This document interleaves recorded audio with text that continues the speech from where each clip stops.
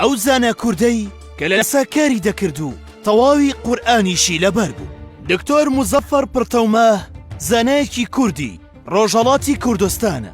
لە ساڵی 1941 لە گەڕەکی جەوراوای شاری سنە لەدایک بووە. شاری سنە بووەتە قوتابخانەیەکی گەورە بۆ ئەم زانایە.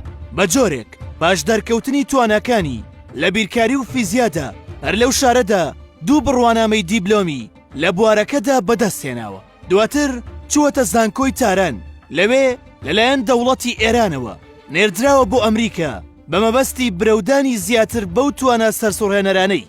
ساڵی 1964 لە زانکۆی ویسکۆنس لە بەشی فیزیادا وەرگیراوە. هەر لەو زانکۆیەدا بڕوانامەی دکتۆراشی لە فیزیای ناوکیدا بەدەستهێناوە.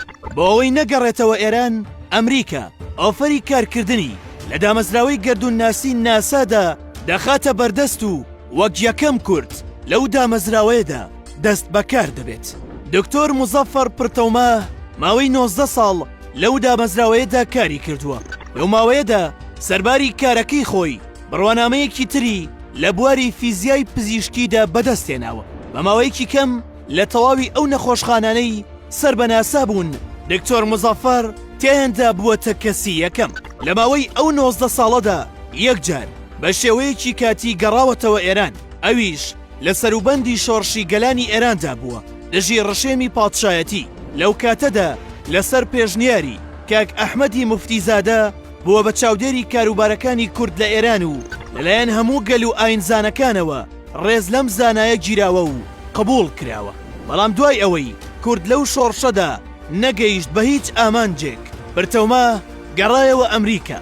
لەوێ لەگەڵ کارەکەیدا لە ناسا سەرپەرشتی هەندێک ڕێکخراوی کوردی و ئیسلامی کرد و کۆمەڵێک گۆڤاری دەربارەی کورد و موسڵمانان بڵاو کردەوە. ئەم هەنگاوەی زانا کوردەکە بە زیان شکایەوە بۆی، چونکە لە ساڵی 2001 و دوای ڕووداوەکانی 11 سێپتەمبەر موسڵمانان لە جیهاندا باریان کەوتە لاری و لەم چوارچێوەیەشدا پڕتەوماه بە ناوی خانەنشینیەوە لە کارەکەی دوور خرایەوە. دواتر لە ساڵی 2005دا گەڕایەوە ڕۆژهەڵاتی کوردستان و لە تەمەنی 64 ساڵیدا بەدەم نەخۆشیەکی سەختەوە کۆچی دوایی کرد.